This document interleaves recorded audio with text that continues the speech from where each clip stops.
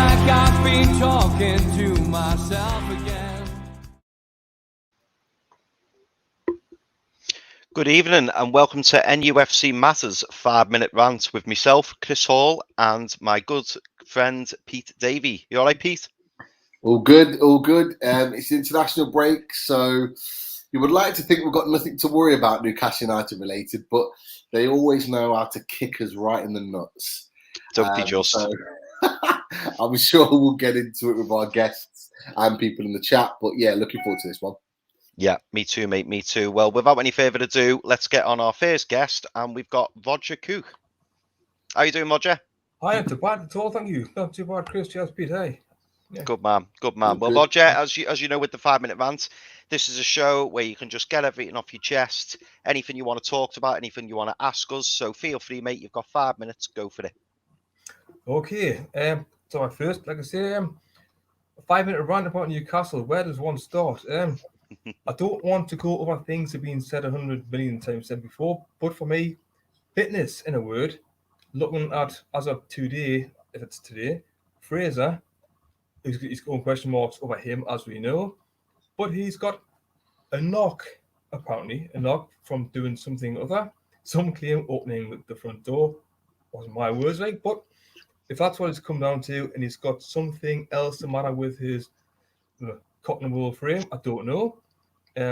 He's out of Scottish squad. I am, by the way, half Scottish. Not that means diddly squat like, but he's a tune player when he does play.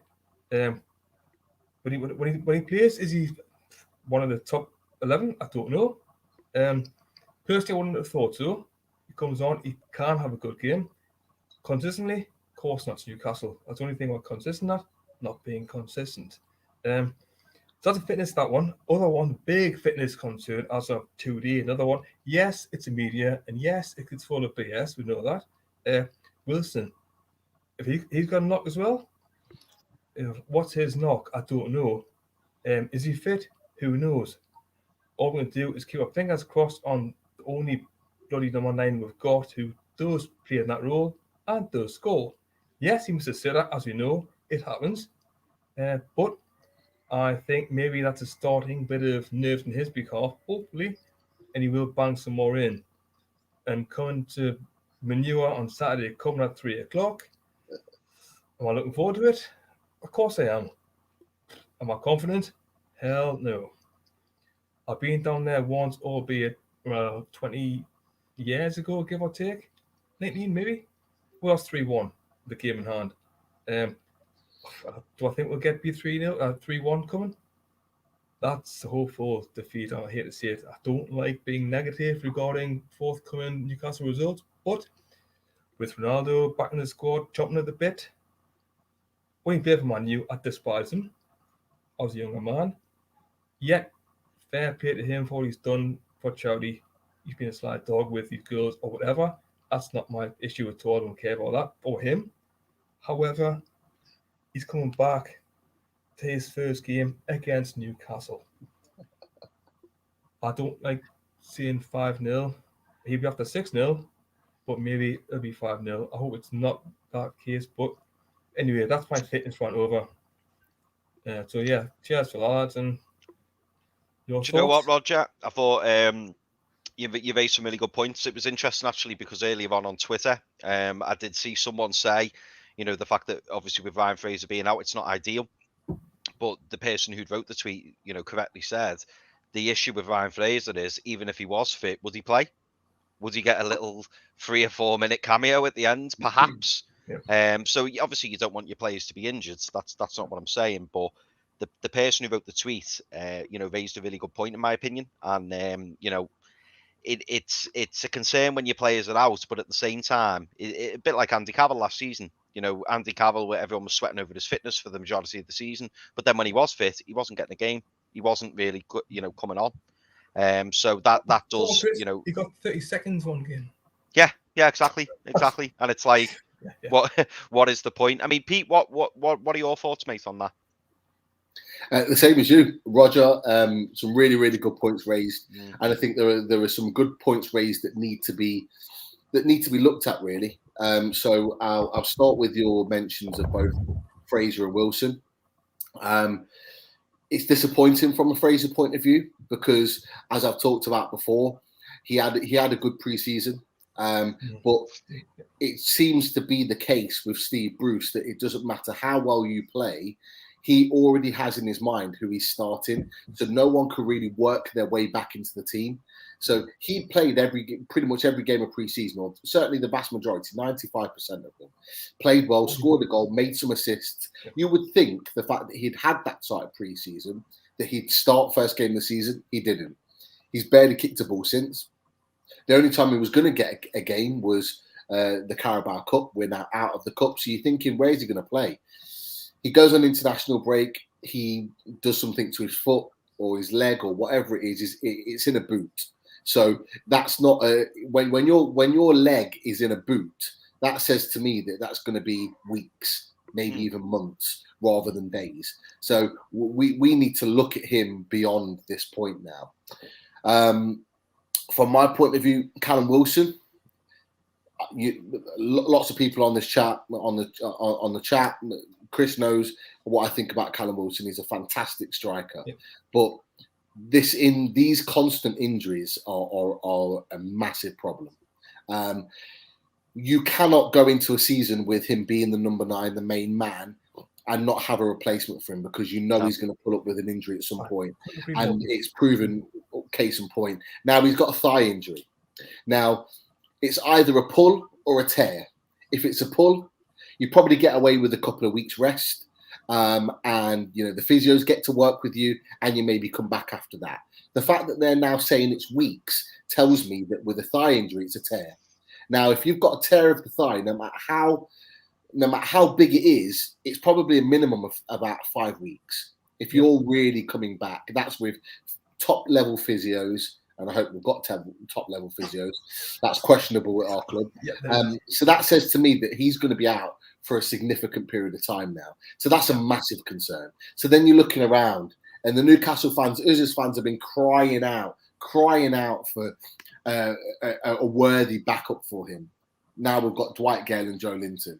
That fills me with zero confidence. I could have taken the fact that Callum Wilson wasn't going to play on Saturday. I expected it.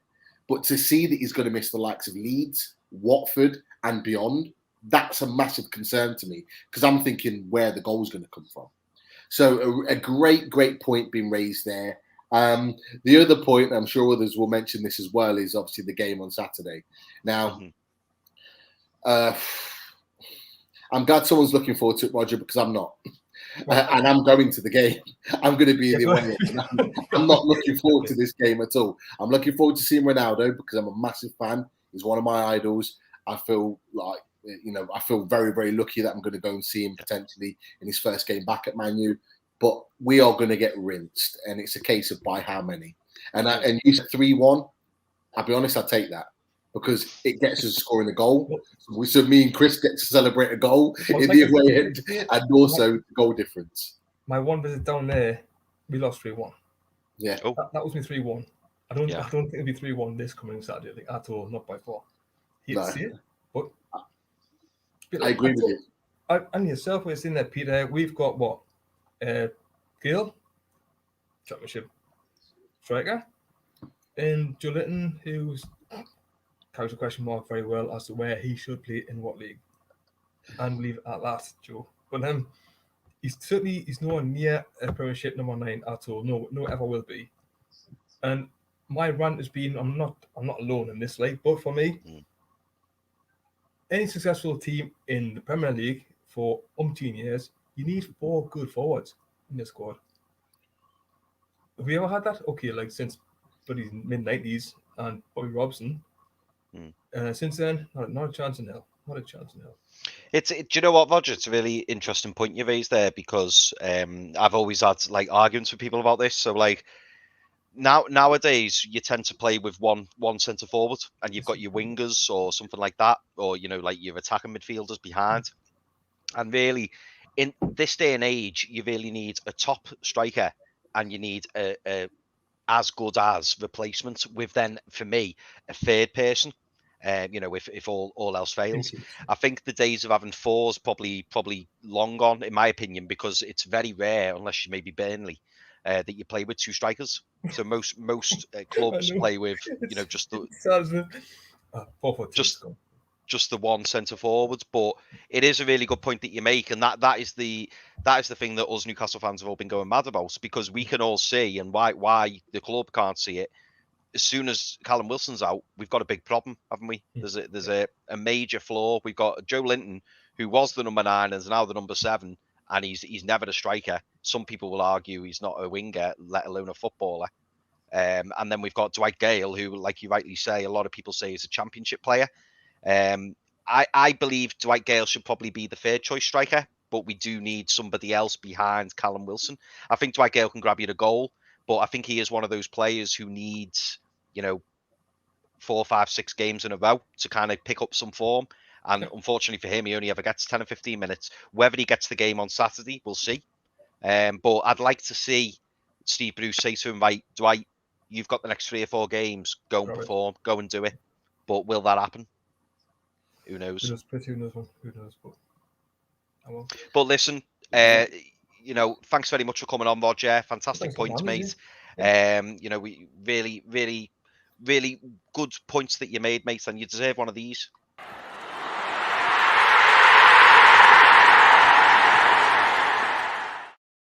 Accept that. Thank you very much. Yeah, thanks very much, Roger. Yes, take care, mate. All the best. Hopefully see you again soon. Top man. Yeah. Really, really good points by Roger. And unfortunately, Pete, I think we're going to hear a lot of those points tonight, aren't we? Because I think we're all kind of feeling the same way. Definitely. I'll just run through quickly before Dunhill comes on. Yeah, go for it. Trulls has said, Bruce thinks Joe Linton, Fraser and ASM and Miggy are strikers. Just shows how little Bruce knows of our team. I have to agree. To consider any of them strikers is an absolute joke. And you know what makes me laugh about that is that he brought him in as a number 9. He gave him the number 9. That was on Bruce. Adamant he was a striker. Then he talks about him being a left-sided winger or an inside forward of some sort. And he's not a striker. And then what does he do? When he takes Wilson off, he brings Joe Linton on. And he leaves an actual striker in Gale on the bench. I mean, if you're Dwight Gale in that situation, when you clearly have heard on more than one occasion that Joe Linton's not a striker, what must you feel as a player? And it's crazy. It's a point that needs to be raised, actually, for the fans, is that we get on Gale's back, and I'm one of them, because he hasn't pulled up any trees in the last year and a half at the club.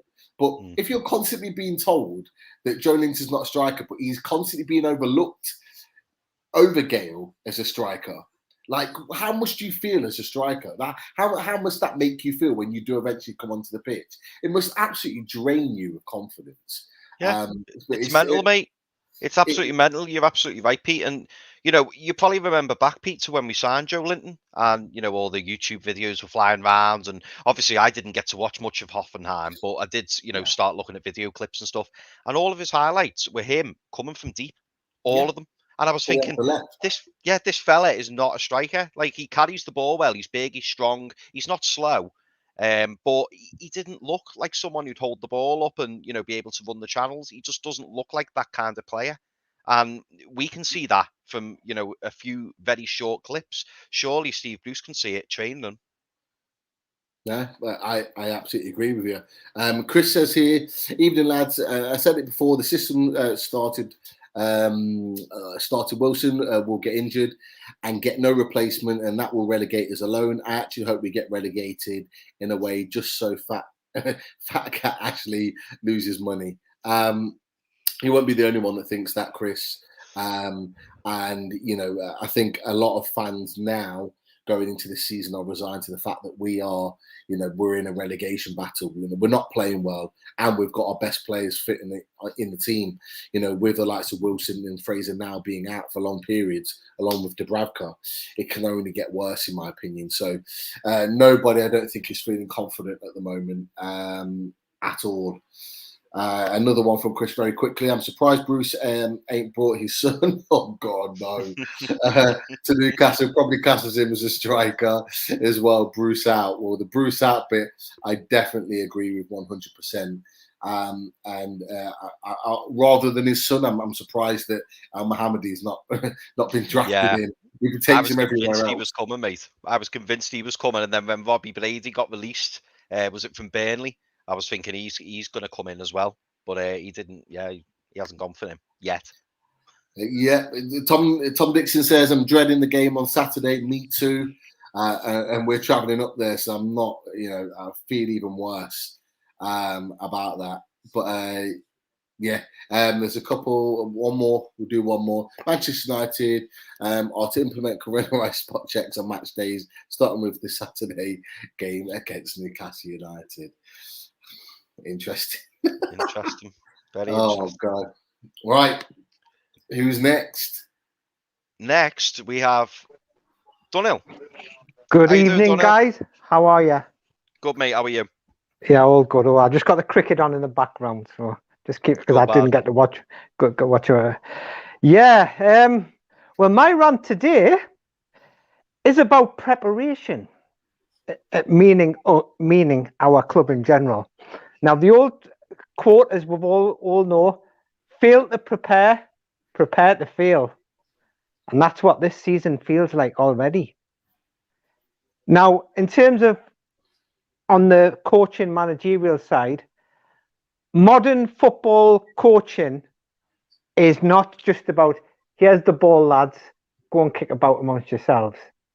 Modern football, I mean, I've read, and I don't mean to bring him up in a Newcastle United way, I read a book by Rafa Benitez called Champions League Dreams as to how he set Liverpool up when they won that sort of classic 2005 final. And it's basically breaking your opponent. Modern football management is breaking the opposition down and saying, right, where's their strengths? Where's their weaknesses? Who's the speed merchants in the other side? Right, them two are speed merchants. I want my two speed merchants up against them. Right, penalties. I'll take an example. Marcus Alonso, say for Chelsea, most of the time he goes top left. You say to your keeper, right, watch him goes top left, right? I haven't seen any evidence of that. And in terms of fitness, we're not fit. 3-4 games gone, the team's not fit. They should be peak fitness. I mean, although I'm not a professional sportsman, I've trained for 4 Great North runs, and I know the importance of being prepared. And if God forbid, but I don't want it to happen, but if we go, parachute down into the EFL Championship, one of the reasons there'll be not only poor transfer policy, but poor preparation and fitness as well. Do you know what, Dunhill? I think you're absolutely right in when you're saying about preparation, mate. And I think that's been a key problem for us, hasn't it, since Bruce has joined the club? I mean, he doesn't come across as the most meticulous of people, and even his own playing squad are saying that themselves. We saw Callum Wilson come out, didn't we, and say, "Oh, we've brought Graham Jones in, everything's improved, and he's very attention to detail." And I think he said the manager or the coach isn't that's not really his forte, which is a little bit worrying for your manager, isn't it? And I think the big one for me has always been we tend to focus more on ourselves. Sorry, we tend to focus more on the opposition, and rather than looking at our strengths and what we can do, we tend to focus more on what the opposition are doing. But maybe, like you've said, not focus on the key details. I mean, there's been numerous times last season where we were caught out, and us as fans could see it coming a mile off. The one that sticks out to me was when we played Brighton, and it was Tariq Lamptey. Now, Tariq Lamptey at the time was absolutely flying. Now, anybody would have seen that St. Maximin was on the left against Tariq Lamptey, and he's probably our most attacking threat, and he's not somebody who will, is likely to defend. So you would have thought that he would have either brought in a solid left wing back or left back to deal with him, or he would have said to St. Maximin, listen, even for the first 10, 15 minutes, settle in, just keep an eye on him and just make sure that you don't lose him. And I think it was 2 or 3 minutes in we conceded a penalty because Lamptey ran straight past St. Maximin, and we weren't prepared for him, and then Brighton got the penalty. But that's been the key frustration. And you see the top managers look at the opposition and look at them head to head and think, right, that's their strengths. Let's play this way so that we can try and nullify that and make ourselves more of a threat. Whereas with us, it's like, right, we're 5-3-2. We're going to play these players. Let's just see how we get on. I mean, I don't know. What are your thoughts, Pete, on Donald's message on preparation? I think you're absolutely right. And I think that's our biggest problem, is that we are not prepared for the teams that we are going to play against. And you can go back to, you mentioned the penalties, and it's a great point. You mentioned the penalties about how unprepared we were. You look at you look at teams. So I look at, for example, the Aston Villa game. Yeah. And I look at, right, okay, how are Aston Villa really going to hurt you in a game? Because let's face it, in game play, they didn't really hurt us. Where didn't hurt you? Set pieces. And what we consistently gave free kicks, throw-ins, corners away to allow them the opportunity to cause problems. Okay, we did it to teams last season. Southampton were exactly the same last season. We gave them so many set pieces. Ward-Prowse is deadly from set pieces. It's the one thing we don't do. It's like we don't even talk as a team. It's like we don't, from the management down, talk about, okay, how do we stop these teams playing? If we do, is it going to stop them from being a threat to our team? We don't discuss it. And that comes from the manager. And a lot of people think that we're being harsh as a fan base. No, I don't think we're being harsh enough, because I tell you what, if it was any other team that had Steve Bruce as their manager, he would not be manager. And in fact, he probably wouldn't have been manager 9 months ago. That's how bad he's been. He's been allowed to continue to be a poor manager at our club. One, because it's Newcastle, and everyone in the media hasn't got an affiliation with Newcastle, so don't really care. And two, they're all friends of Steve Bruce, so therefore bad words said about him. Now I've just retweeted out. So if you follow me on Twitter, have a look at it. I've just retweeted out a 1 minute 40, 1 minute 39 video of Eddie Howe. Now, anyone that knows me knows, for me, in my opinion, Eddie Howe needs to be Newcastle's next manager. Absolutely. And as Newcastle's next manager, I believe current players that we have in this squad, he would get us playing football. And just listen to how he dismantles Chelsea as a football team. Right? This is at Bournemouth. This is with Callum Wilson, with the likes of Ryan Fraser, and a number of other players that are not near the level of some of the players that we've got in the rest of the squad or rest of the level. And look how he talks in detail about how he uses the risk play. It's a big risk, the way he plays, but he's confident in his players, and he coaches them and he teaches them to play a certain way just for that one game, but knowing that playing that way is going to stop Chelsea from playing. And if I'm right in thinking, I think Bournemouth won 3-0 that game. I think it was a midweek game. I think they ended up beating Chelsea 3-0 and really dismantled them with the likes of Hazard and various other players playing in the team. And I'm just thinking, we would never get that from Steve Bruce. No. Never in a million years. We would never get that from him. And that, for me, that's the difference. We're not looking at another Rafa Benitez, in my opinion. No. We're not going to attract a manager like that. But even the next run up, someone like Eddie Howe has the tactical nous to really make a difference with this squad of players. There are quality players in this team, but they're not being coached right. So for me, that point alone was an absolute fantastic point that you made, Dunhill. Spot on. Absolutely. I mean, it's a good, just going back to what a good manager is, a good manager gets the best use out of his resources, gets the best out of the resources he's got. And at the minute, that's not happening.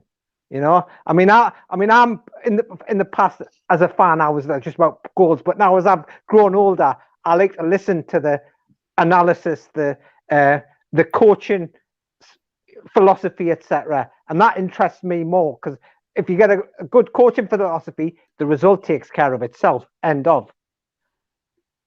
And that's it. But as I say, I thought I'll throw that in today because everybody else has ranted on about other things, but I thought I'll put that in there because that's a key thing which I thought needs to be brought up rather than yeah.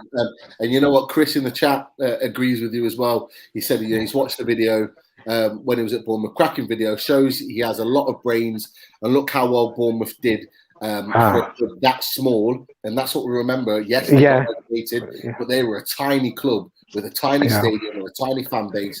He built them into something that actually were getting top 10 football. They did, more than what we have. Absolutely, Bournemouth were good to watch. Bournemouth were a good side to watch, in my opinion.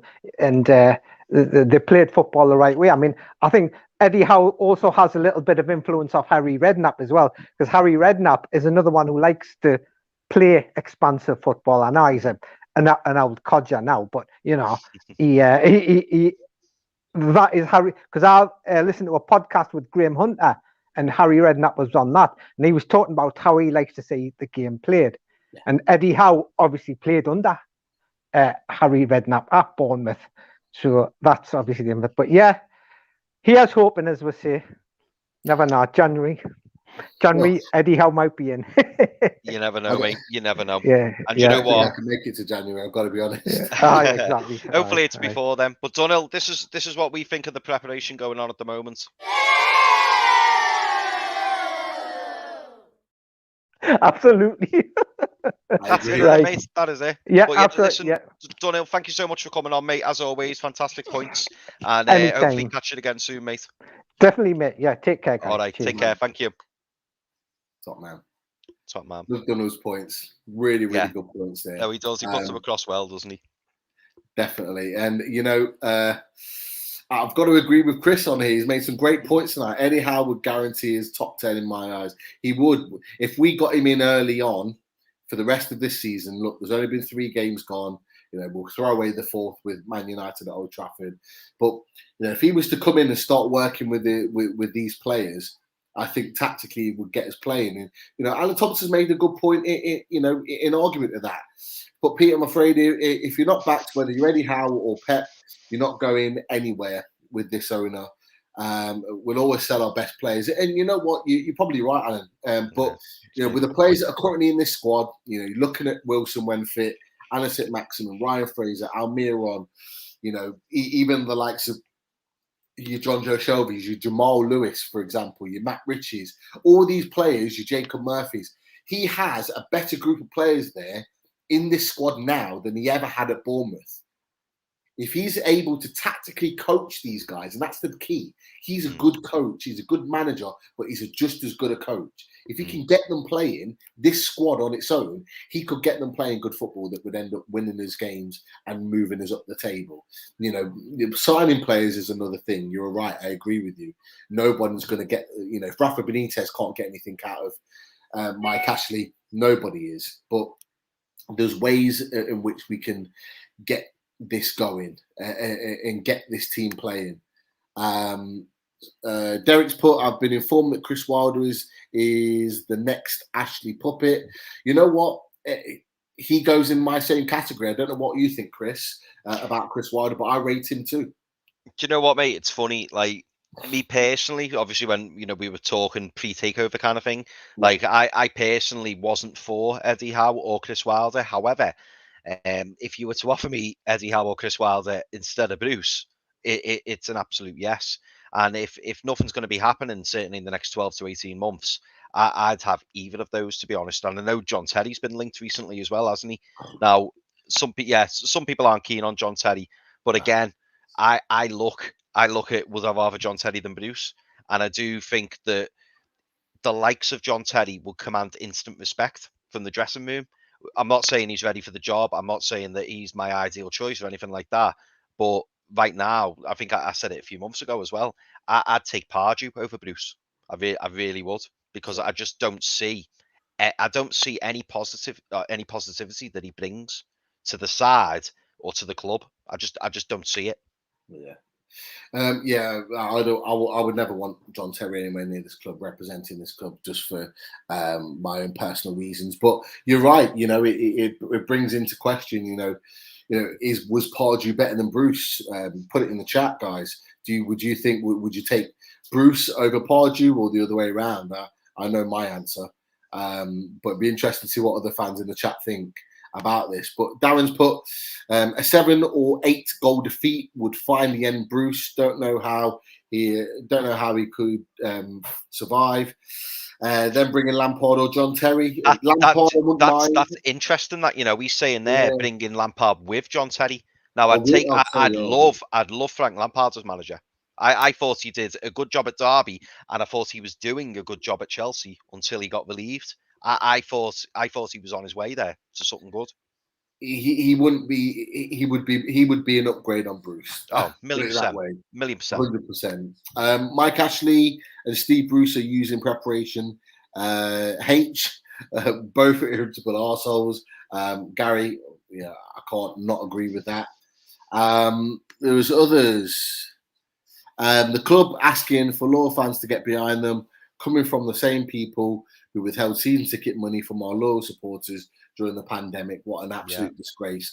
I 100% agree with you. We haven't touched on the statement, but I tell you what, don't get me started on that, because I am not happy with that statement at all. In fact, I'm quite pissed off with how bad that statement was. Whenever we get a statement, it's always crap, isn't it?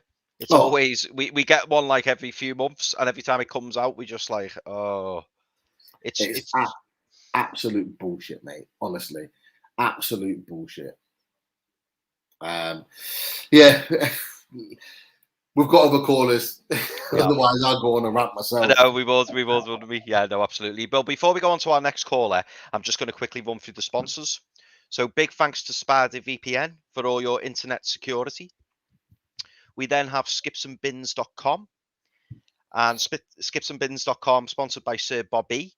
And the telephone number is 0800 25 45 25 3. Email inquiries at skipsandbins.com, and the website is www.skipsandbins.com. We also have L&G Family Funeral Directors. They can be found on telephone number 0191 389 7245. Another funeral directors, we've got Darren Baldwin Funerals, independent funeral directors. Let us look after you in your time of need. Local direct cremations available from 1,495. And Darren Baldwin Funerals can be found at 304 Old Dublin Road in Gateshead, NE8 4BQ. Telephone number 01914782730. Email Darren at darrenbaldwinfunerals.co.uk, and the website address is www.darrenbaldwinfunerals.co.uk. And then we have our own personal favourite, John Justice Allen at qtechshop.co.uk. I've seen John in the chat. Hello, John. Hope you're well, mate. And finally, we have Jab Signature, who do all the posters and flyers for NUFC Matters. So big shout out to them too.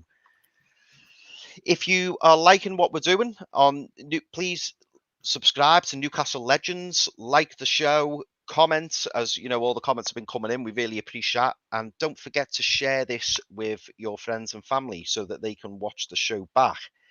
You'll know that we're also on iTunes and Spotify. So if you're out walking, or you're busy in work, or maybe not so busy in work, you might want to catch up on the show on iTunes or Spotify. So don't forget that. And finally, if you like seeing myself and Pete, don't forget to subscribe to Loaded HQ. So me and Pete are regularly on the Loaded Mag show, and we're joined by Martin, Rich, and Daz. And if you'd like to subscribe to ourselves at Loaded HQ, we would really appreciate that. I think that's everything.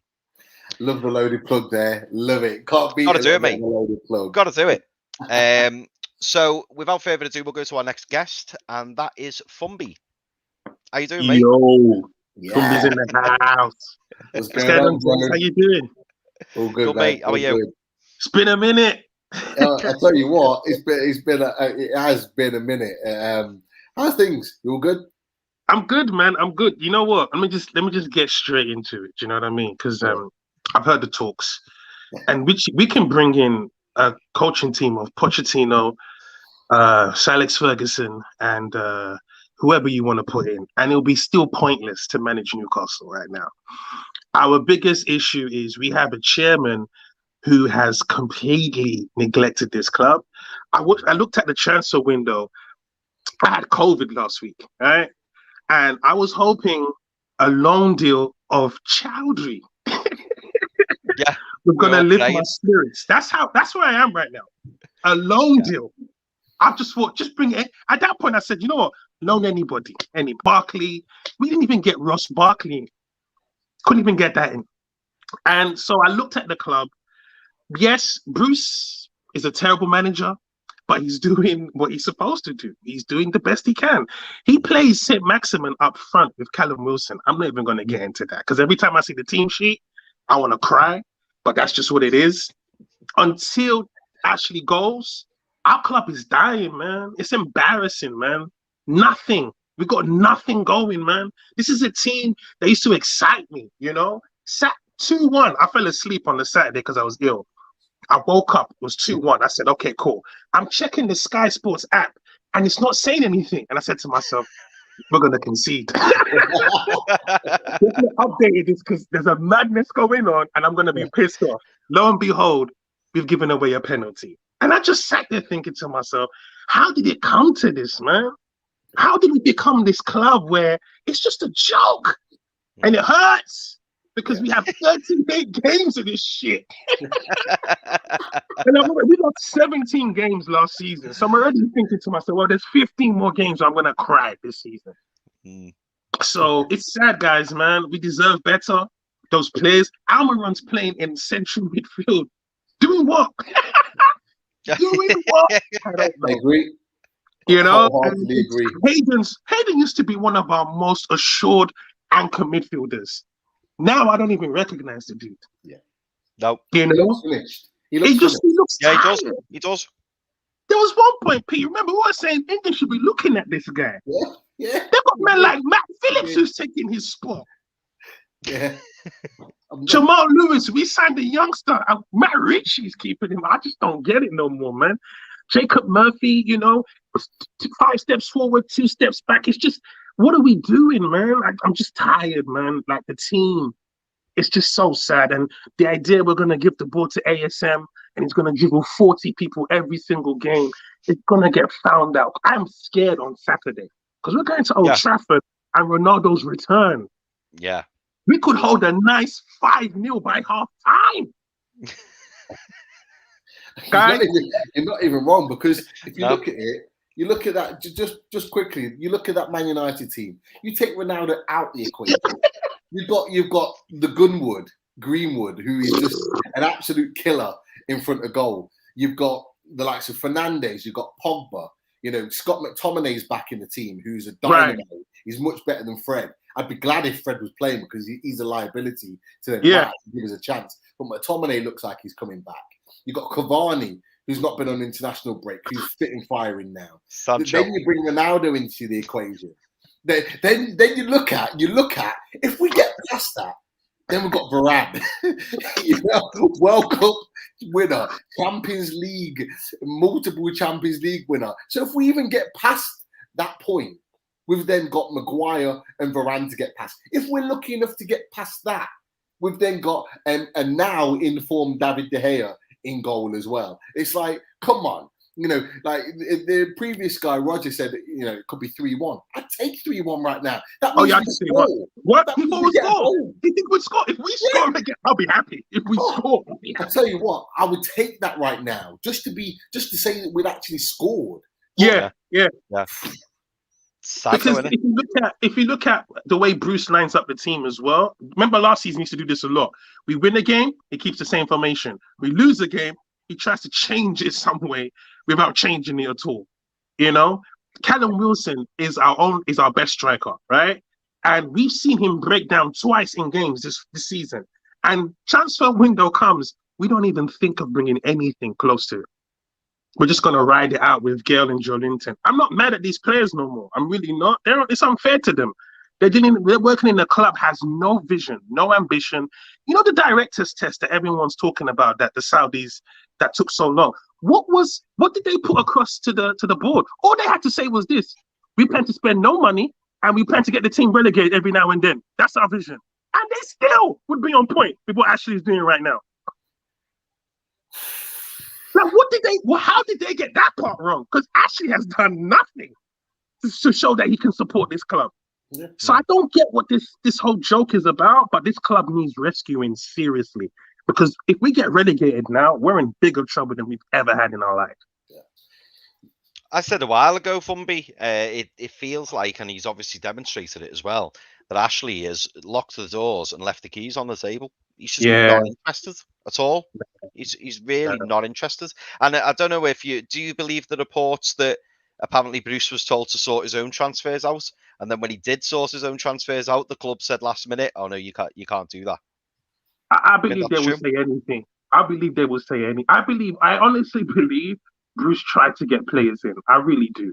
But at the same time, I think we have a big time. We have a struggle attracting anyone. Who would want to play for Newcastle?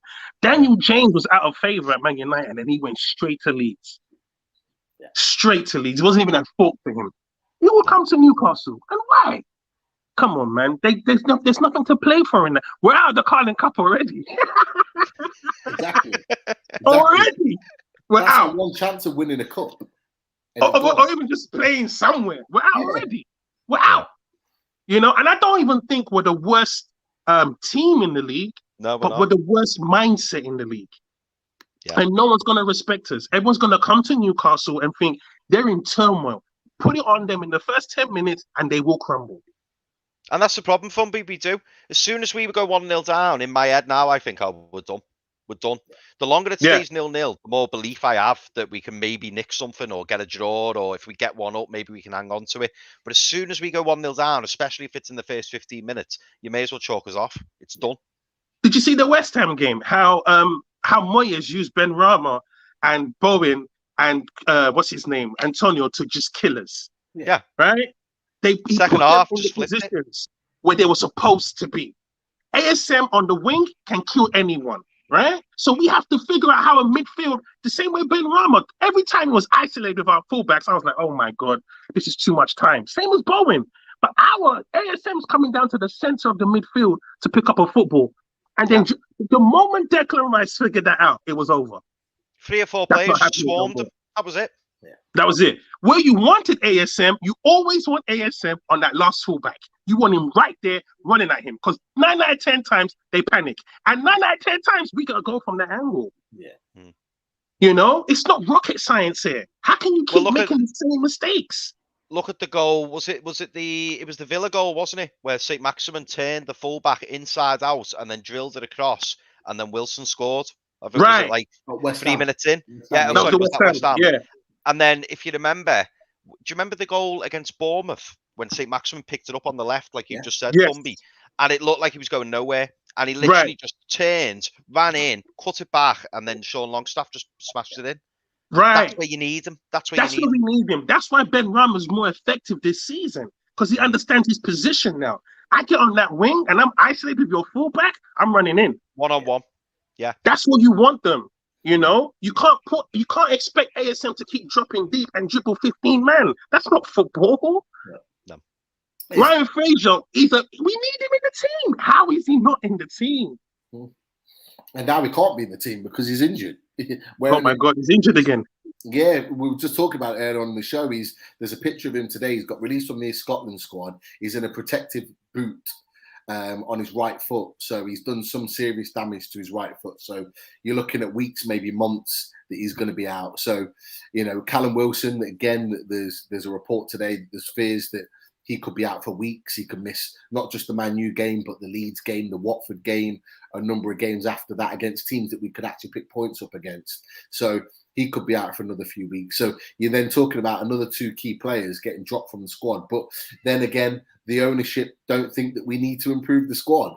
And this is what the fans see. This is the problem. Is that the owners don't listen to the fans. The only people that know the club just as well as the players and the manager are the fans, because they see everything. They see everything from a distance. They see everything close up on match days. They know what needs to be improved, but they just refuse to listen to us. And every single time when they don't listen to us, it backfires. And the fans are constantly saying to the ownership and the manager, "We told you so. We told you so. We saw this in advance. We knew we needed a backup striker for Wilson. We knew that we needed a centre-back with pace. We knew we needed a defensive-minded, a Tiote type defensive midfielder. We knew we needed better wing backs that could defend. We knew all these things. We didn't do anything about it. And now we're suffering the consequences. It's just constant. It's a never-ending cycle. A never-ending cycle. I just think, man, until we get that new ownership in, and we should be praying that Ashley just goes, man. Just leave, man. Just leave. You really don't care about the club. It's evident. The team is aging, and we brought in a Mexican kid on loan and put him in the under-23s. Who's thinking in who's doing this? Like, what is the point in that? We need him. Put him in the squad Saturday. We need him. You might as well play. You might as well start him. What's the worst that can happen? What's the worst that can happen? I saw people, getting excited because we got a bit of money off the Adam Armstrong deal. I was like, I'd rather the player at this point. Look how his career started. You can see he's hungry for football. Our team's done, man. Dwight Gale is just chilling. They're just chilling. It's a great point you made about Dwight Gale because, I'll be honest with you, I don't even think he wanted to stay at Newcastle. I think he's got a security contract at Newcastle. Yeah. For financial security contract. Yeah. I don't think he wanted to stay with us. But the problem is, and this goes back years now, is that we would rather keep a player that's not happy, but he's a body in the club and pay him a couple of extra grand a week than actually go out there and sign a new player because it would cost a little bit more money. That's the problem right now. And that's the reason why Richie's not gone. That's the reason why Gale's not gone. That's the reason why the likes of Lascelles hasn't gone.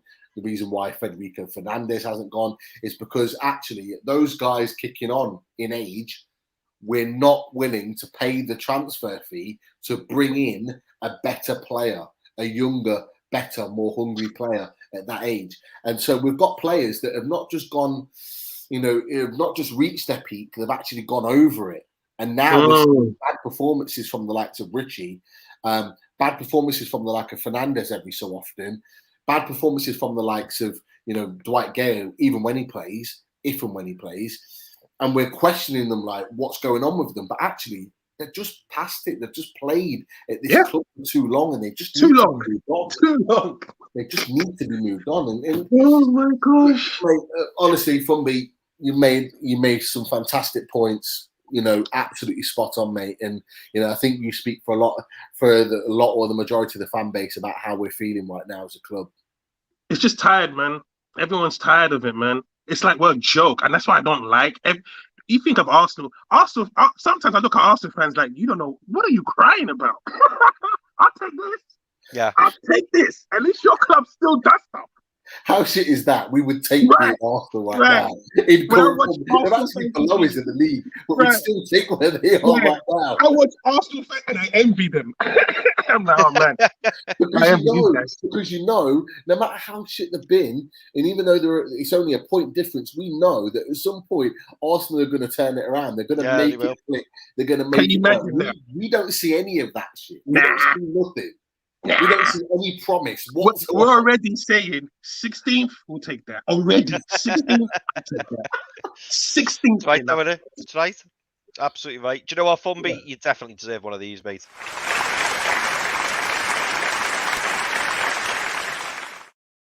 Thanks, lads. I appreciate you having me on, man. I need to get that off my chest.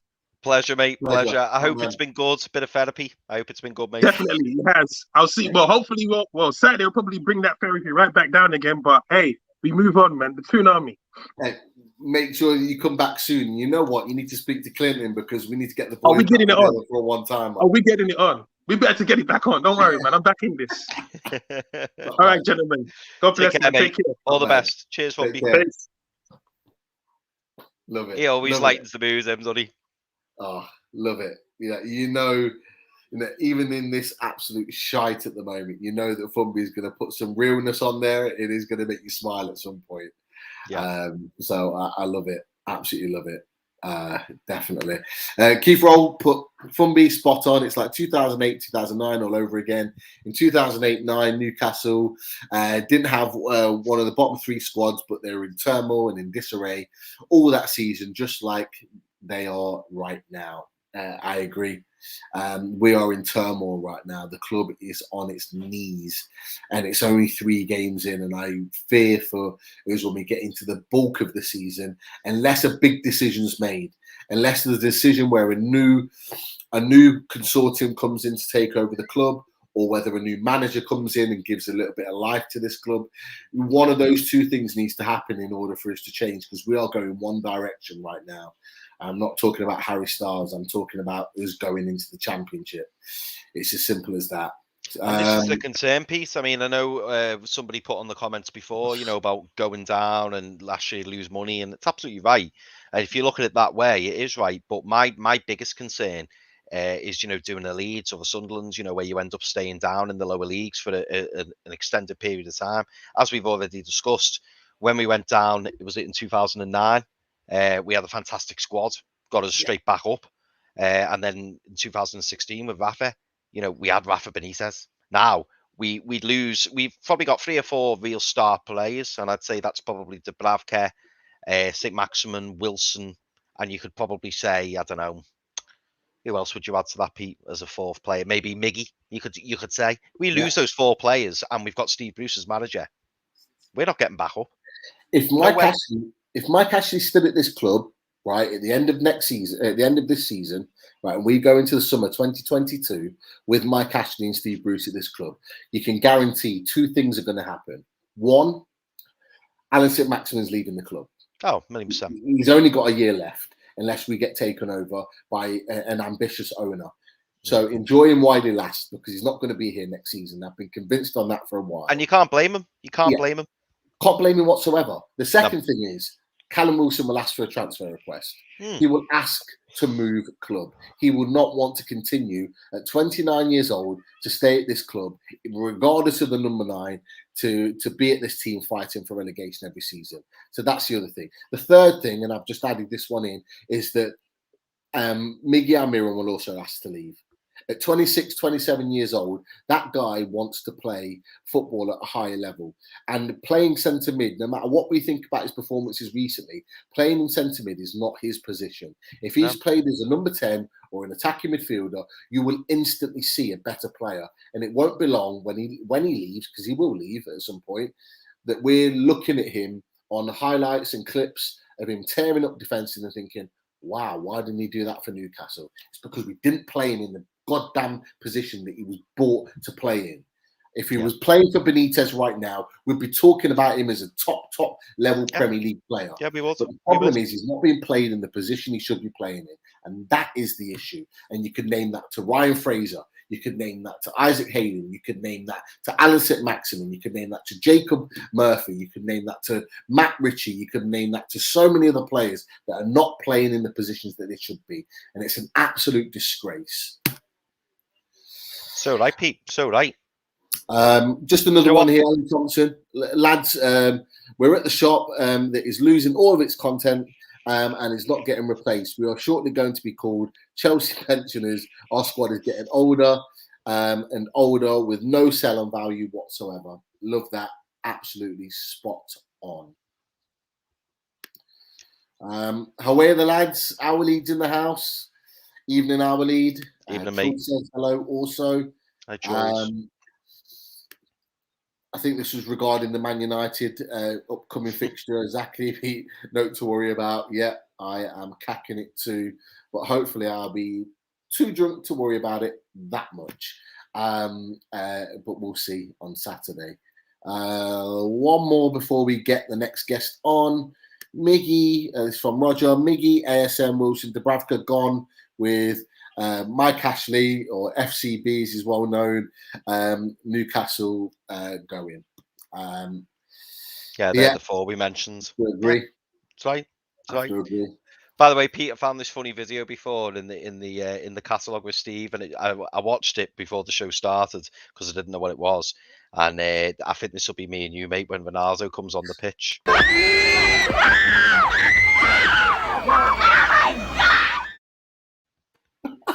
What? With about 72 other Man United fans, everyone will be screaming for Ronaldo. Oh, mate. I must admit, like, obviously, I love the away days anyway, and I'm going into the game, and to be honest, this is the first time, hand on heart, when I'm going to watch a Newcastle game, and I'm literally expecting 0.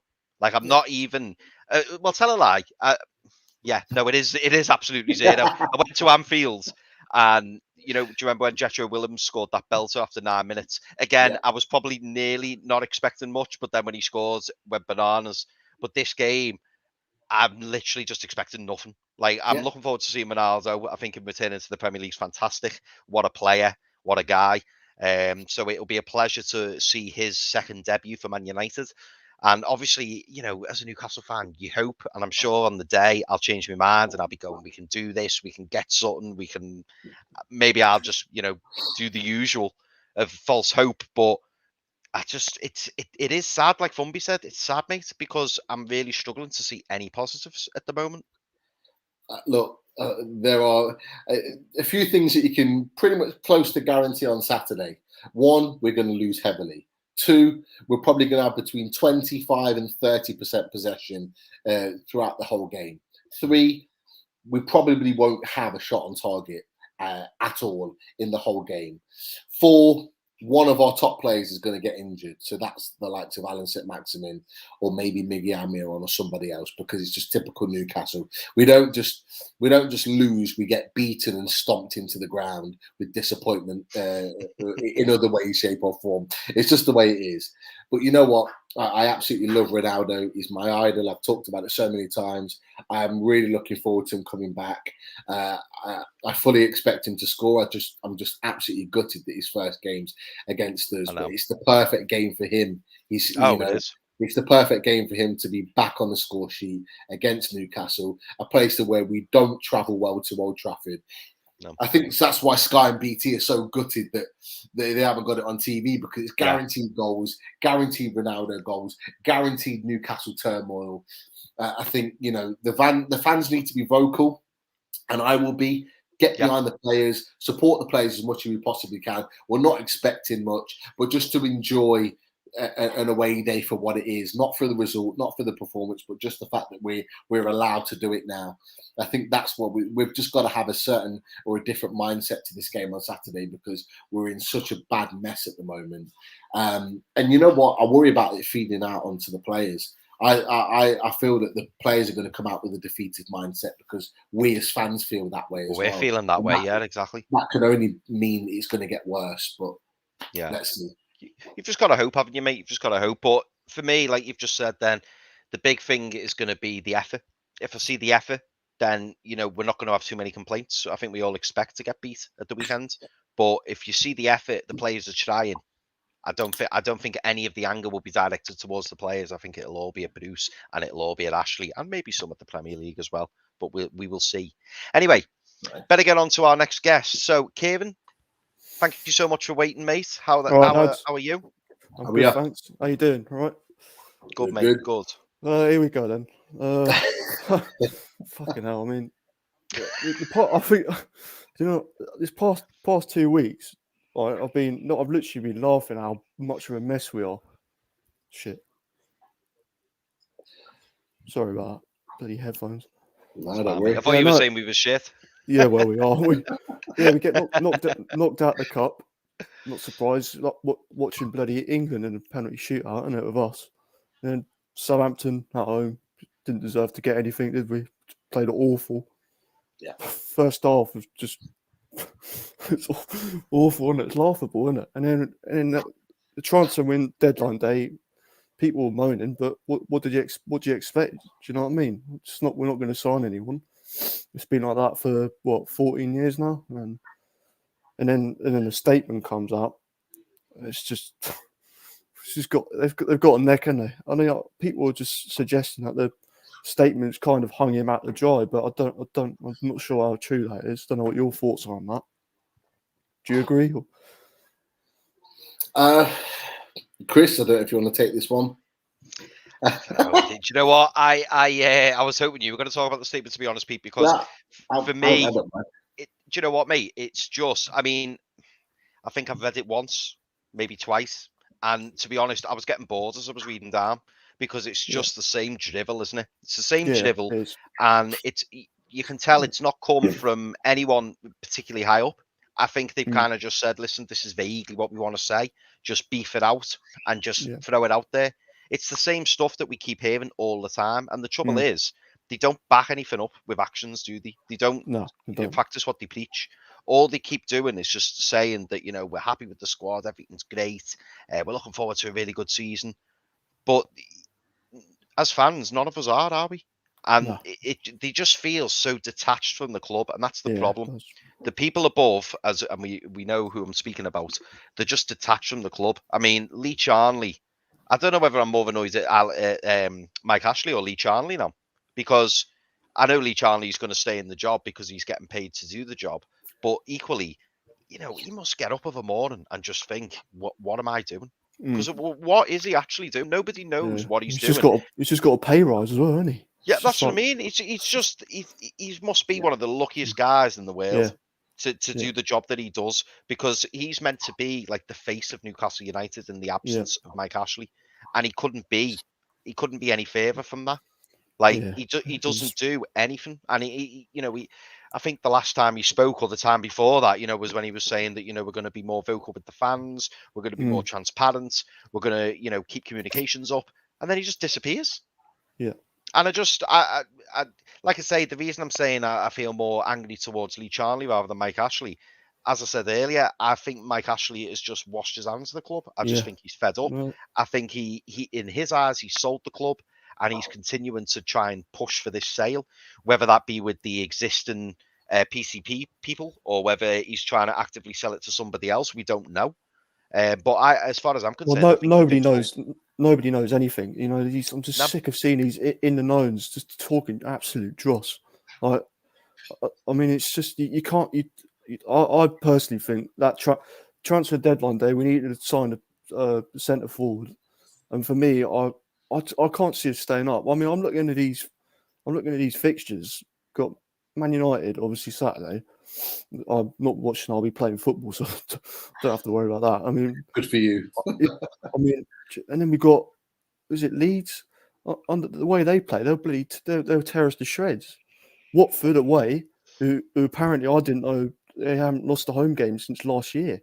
So, you know what I mean? Wow. I didn't know that either. Yeah, that's what I read the other day. I mean, we just that's worrying. It is, and I didn't even know Fraser was. I haven't heard about that. I literally didn't seen it, and Wilson as well, who arguably where the goals come from. I mean, it's not looking good, is it? I'm just, and Steve Bruce is, he's pissed off to bloody Portugal. Who on earth goes on holiday in an international break? It's just unheard of, isn't it? At this club, it epitomises what's been that disappointment with Bruce. That I mean, the last 3 years he's been here now. And this is my opinion, but there's no way he's here 3 years and we don't get relegated. There's just no way. If it's this season or next season, whenever, we'll eventually go down. We will. We're just hoping for the sale, aren't we, Kieran? We're just hoping that the sale, the contracts exchange hands before the end of the season, with any luck. I mean, if it still hasn't happened in 3 years, like you say, I think we're well down by then. Well down. It's really frightening, isn't it? It's just, don't know where we go. You've made a few good points, Kieran, with regards to the club in its current position. First and foremost, I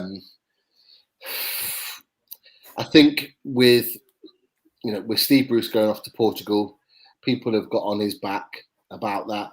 Yeah. But I think that's a reaction. Do you reckon? Yeah, it's a reaction towards the club to not getting what he wanted. But why did he not just walk away? Why did he not do a decent thing and just, you know what I mean? Money. But just on the statement, I doubt him whether they actually got him hung out to dry. I doubt that, because if they're doing that, what's the point of appointing him in the first place? You know what I mean? It's strange, isn't it? Chris is right. He's pulled out the money signs, and it is about the money. There's a lot of talk of a potential $4 million payout if he's if he's sacked effectively. But if he chooses to resign, he loses that money. And no matter how much money he's made in football, you know, to walk away from 4 million is a lot of money. I don't think any of us would do that, regardless of what our financial careers have been like. So, you know, for him to do that, I think is a big step. However, there's only so much you can take. There's only so much dishonesty. There's only so much lack of trust and all the rest of it that you can do. And, you know, Benitez, we saw that. He was on a healthy contract, had the respect to the players and the fans, and everyone around the club, apart from 2 men, which was Charlie and Mike Ashley. And that was enough for him to walk away. So, you know what, though, Pete, just to add into that, and I know some people will disagree with me when I say this, but Bruce is, you know, a self-proclaimed Geordie. He you know, says he supports the club and stuff like that. I would argue the toss, like, you know, if I'd had the career that Steve Bruce has had as a player, as a manager, he's not short of a few bob. And if I was the Newcastle United manager and I was not liked and I wasn't doing, you know, I was getting loads of grief and I wasn't doing the job I should be doing, I'd like to think I would walk. I would walk and I would leave a statement and just say, listen, it's not working out. I wish the club all the best, the fans all the best. I understand that my position became untenable. I'm going to walk away because I want the best for Newcastle United Football Club. And that's what I'd do. Fair enough. If I was at like a Sheffield Wednesday or something, I'd probably just stick in there, or, you know, a Palace or a Fulham or whatever, because I've got no ties to the club. He claims he's got ties to the club. Now, we all know he's a Man United fan. We all know that. But he keeps spouting that, you know, he's a local lad and he loves the club and he wants the best for the club. Surely he's not deaf and blind. He must see what's going on. And he, as a man, you would think he'd stand up and go, do you know what? I'm just going to walk away.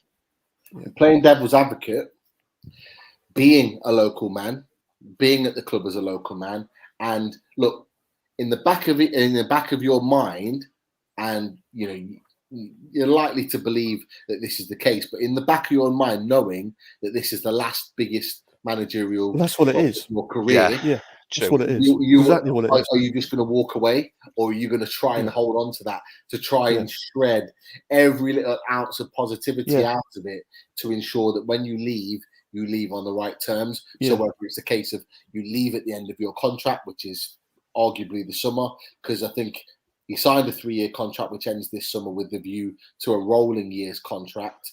So, you know, even though there's talk about him potentially staying on, there's not necessarily a guarantee that's the case. And if he leaves, there's no payout there at the end of his contract. So therefore, if Mike Ashley's still in charge, he can get a new manager without having to pay off Bruce. Probably use a little bit of the transfer budget, because Newcastle will be in a better financial position after COVID. It all kind of starts to fit together in terms of what Newcastle's stance is. And maybe that's why they've lost trust in Bruce. They don't trust him. So maybe compared to last summer, this is why this summer they've not invested in him. But the devil's advocate part of it is a case of if it is your club and a club that you were brought up on and that you've grown up in the area and you've got family in the area, maybe that's why he's holding on that little bit longer. Because it's easy to walk away from a Sheffield United, Sheffield Wednesday, Villa, Birmingham, because you've got no real, you know, family commitment to those clubs. You can walk away and just walk away. He did it with Hull after he got relegated. You know, he wasn't given the financial, guarantees, so he walked away. He's walked away from Sheffield United and various other clubs because there's no affiliation there with the club. He doesn't want his career in his last managerial job to be tarnished by what's going on. The problem is it's already too late and it's already tarnished. He just doesn't see it in his mind. Do you think a part of it could be, I don't know, I think that takeover is gone personally. I mean, do you think a part of it could be, I mean, this is the problem we've got, isn't it? He actually thinks that this deal could still go through at some point. And perhaps what it is, they might have been in contact with another coach, and perhaps they might have turned it down because they don't know how long they're going to be in the job for. I would get Eddie Howe in, but you know, apparently he doesn't like it up north. So I don't know. So it's the thing. It's going to be like, if they do sack him, it's going to be a Pardew, isn't it? Someone like that. Yes, man. Until we have a resolution with, you know, when this idiot's got out of the club. The one thing I'll say is, and Chris might have a different opinion on this, is that there are managers out there that are good enough to come in and do a better job than Steve Bruce. Oh, 100%. That are currently not in managerial jobs at the moment. So there are the managers out there. That's not the problem. The problem is Mike Ashley willing to pay off Steve Bruce in order to go and get one of those managers to come into the club? Yeah. It's not just Steve Bruce; it'll be his backroom staff, with Agnew and Clements as well, to get rid of them, and it all costs money. And as we've seen in the transfer window, Mike Ashley doesn't want to spend money where he doesn't have to. But going on to the takeover, I didn't really want to talk about this tonight, but the takeover, in my opinion, is dead. It's not happening. It's not going. Not with this. Not with the PIF and not with this consortium. That's just my opinion. I think it's gone, and I think it'll all be confirmed, in the weeks to come. And I think we need to look at, if we're going to be taken over, it's going to be with a new consortium or a new owner. Like I say, Chris might have a different opinion on that, but that's just my opinion. I'm still hopeful. And to be honest, Pete, the reason I say that is, and I've said this from the very start, as soon as PCP come out, Amanda Staveley, Meardad, the Reuben brothers, as soon as they come out and say it's done, then it's done. The fact that it's still silent gives me that little bit of shred of hope. Don't get me wrong, it's not looking good. I do acknowledge that, and the fact that Ashley is apparently talking to other parties, so it's not looking great. But on the other hand, until they say it's done, then I'm still going to have that little shred of hope.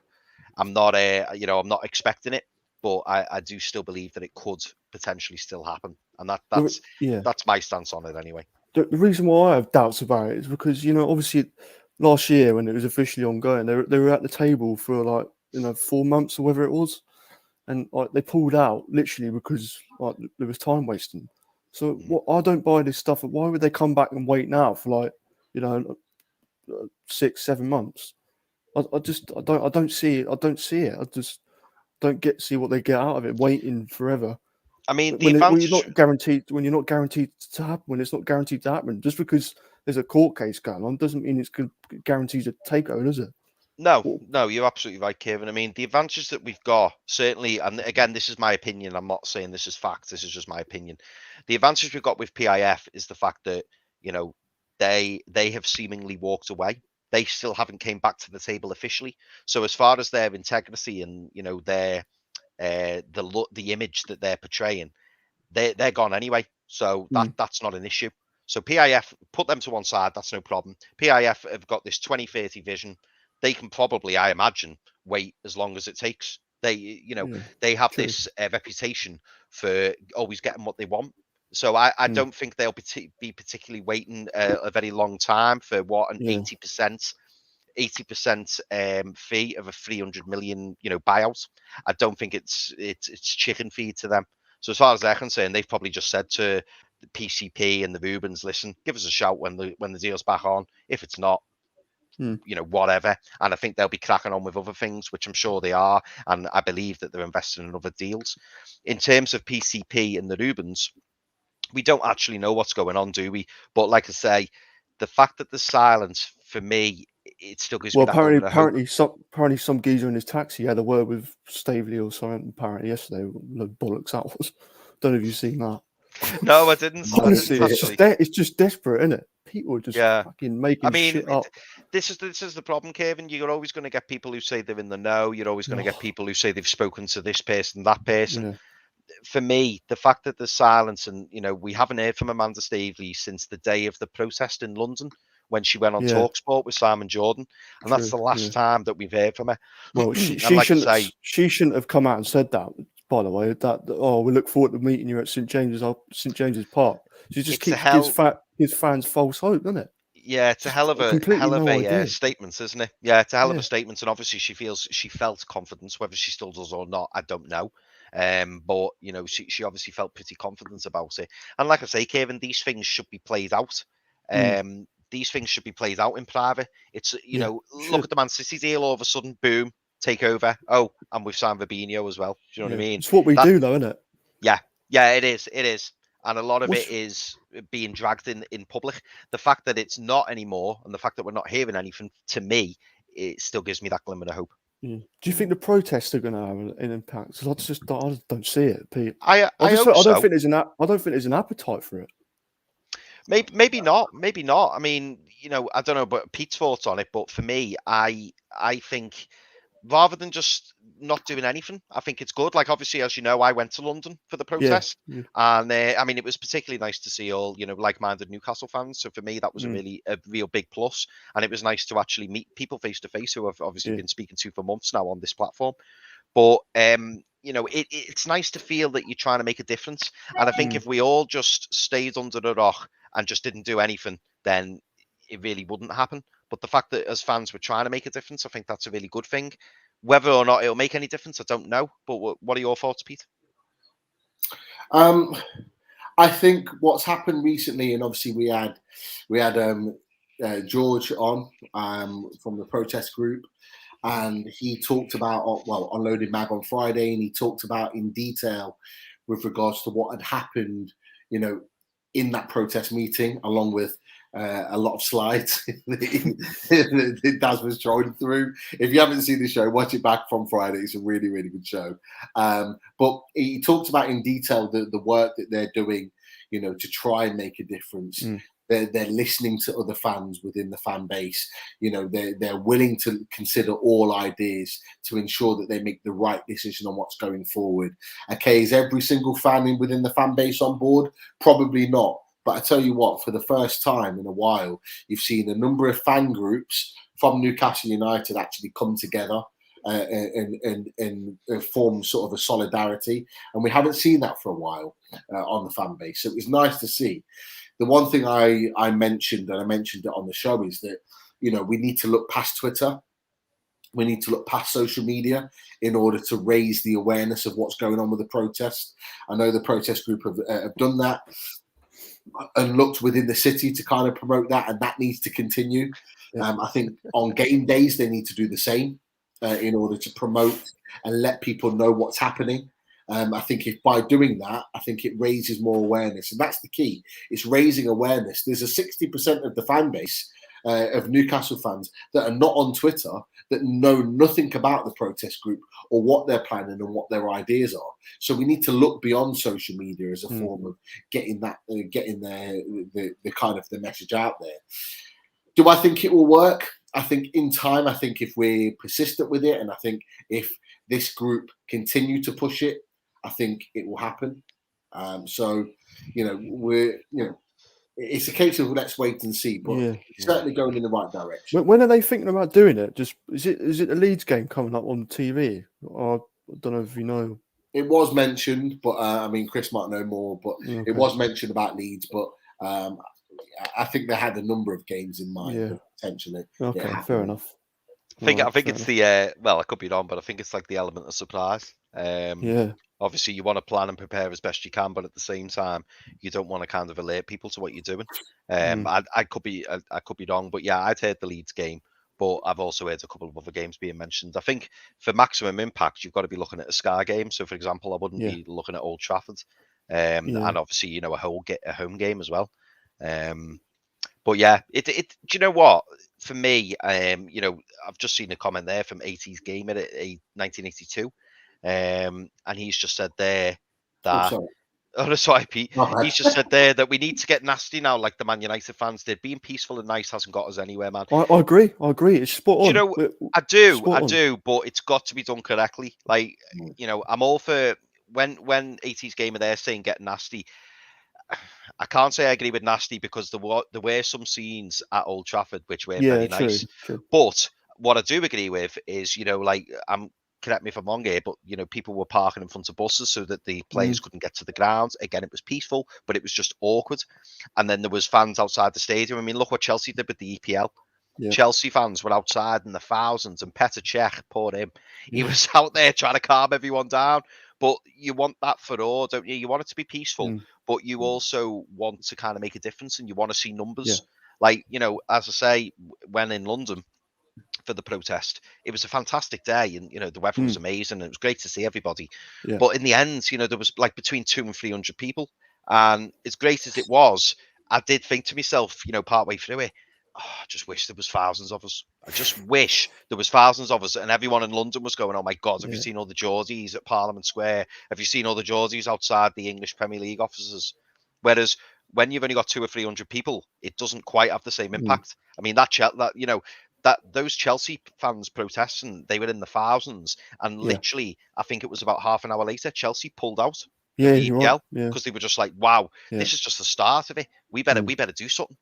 And I that's, mean, look that's at kind West of what I'd Ham. like to see us do. Yeah, look at West Ham. They managed to they got in front of the director's box, didn't it, at the London Stadium?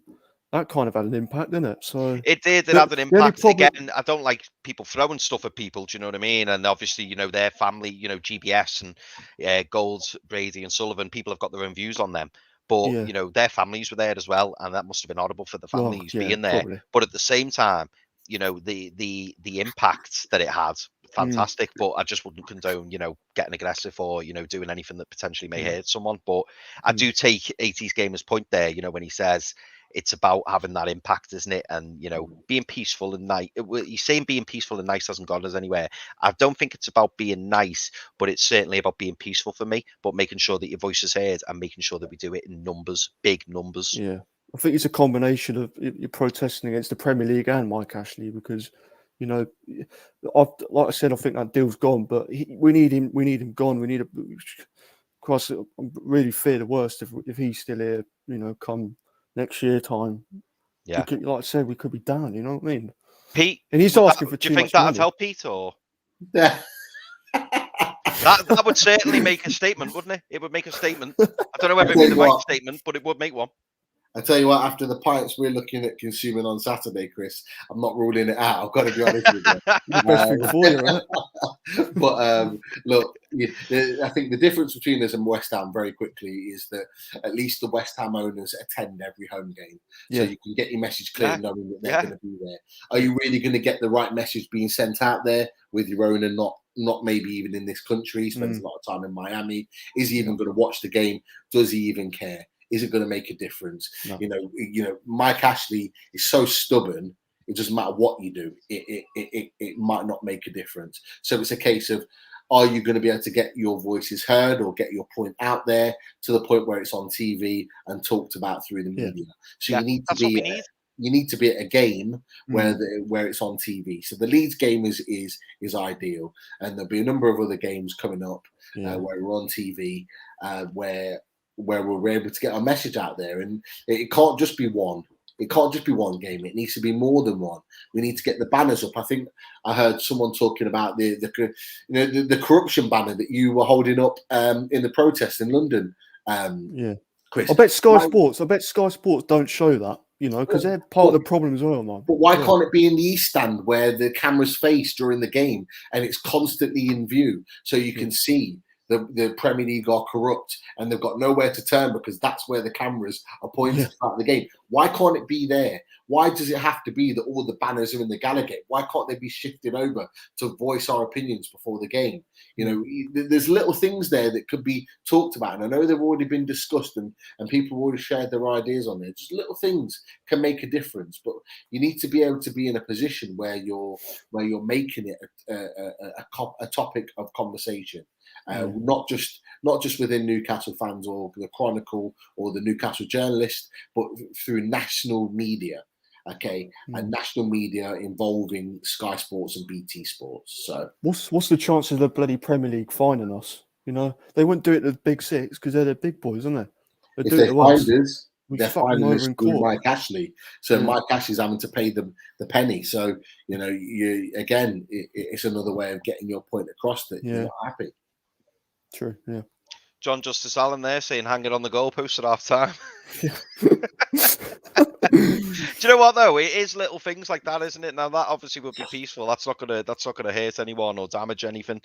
But again, it's just about being savvy and doing it in numbers and making sure that you get your points across, isn't it? It's just about doing it the right way. And like I say, for me, we've got the fan base to do it. It's not as if we're a small club where, we get like 3,000 every week.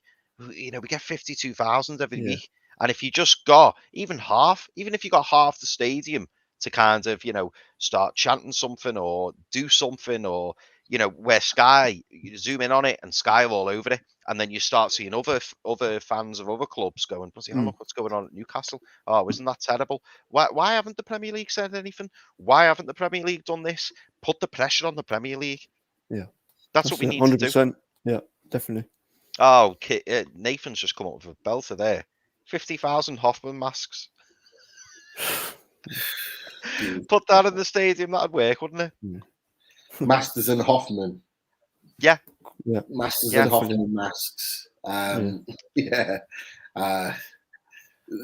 are ideas out there. There are ideas out there that can make a difference, 100%. It's so important that we do it. It's consistency. Yeah. And it's commitment. So not just one game, not just 2 games, but consistently getting your message across. You know, Man U fans have made it clear about the Glazers for years now, with their green and gold, you know, standing with regards to the Glazers and their opinions. Just spent 200 million quid, though, isn't it? Yeah, but that's a, you know, their protests. You know, a reaction from that is that they've gone and spent money because you know they've made that point clear. The only difference I'll say is they've got a mouthpiece in the media in Gary Neville, and that's he's a big mouthpiece in the main media outlet, and that helps Man United fans and that helps the club to make a difference. You know, we've got Alan Shearer that doesn't like to speak out about the club because it would affect his role within football, and that's the difference. Yeah, definitely. Well, look at what happened with was it Joe Glazer? They had someone from Sky following him in America, trying to get an interview out of him. And you think with us, you can't. Nobody flags anything, and all you get is ex players who are now pundits going, I don't see what Newcastle fans' problem is with Bruce. Bruce has been great, and then they start watching a few games, and at the back end of last season, when we had 2 wins out of 21, they were all going, oh yeah, start to see what Newcastle fans are talking about now. Yeah, that's because you're actually watching the football and you're seeing what we're having to put up with on a weekly basis. Now, I don't condone it as well, but the fans attacked Ed Woodward's house as well, didn't they? They attacked his house in a form of protest. But like I said, I don't condone any of that type of behaviour. But that was another way in which got media coverage in terms of the fans' disgust of how the club's being ran. So although it's not right, it would have definitely sent a message to Ed Woodward, who's the guy that makes the decisions, in terms of the fans are not happy with how the club's being ran. So, you know, all of these things, you know, do impact on people making the decisions. They do. You know, but we need to do it in the right way, as Chris has mentioned. Yeah, definitely. Yeah. Kieran, as always, mate, it's been an absolute pleasure. I'm gonna give you this one.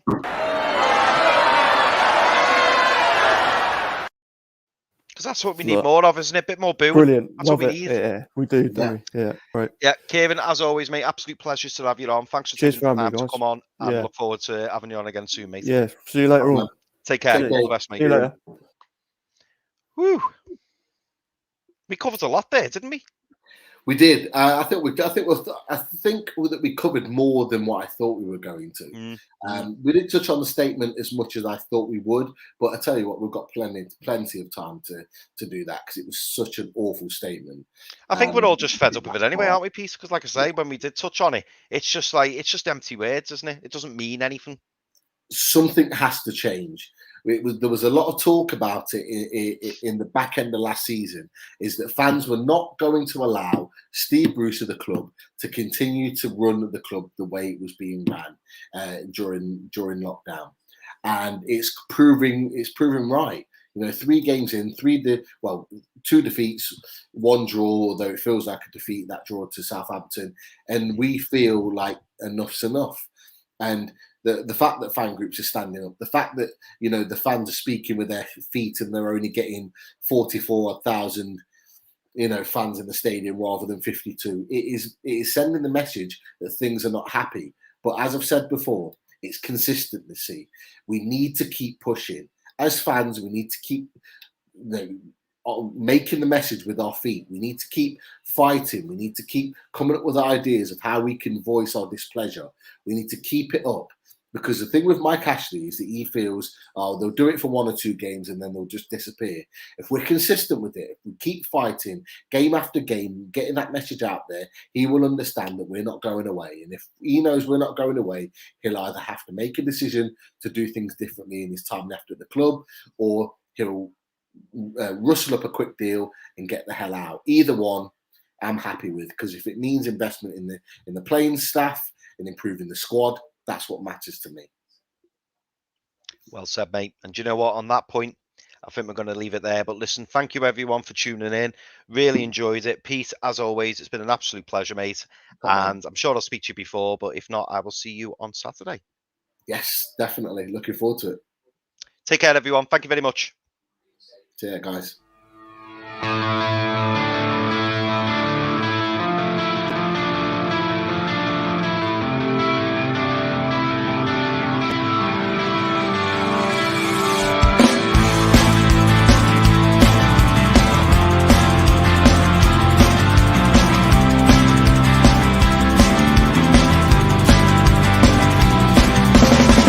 Head back with your critics to tie.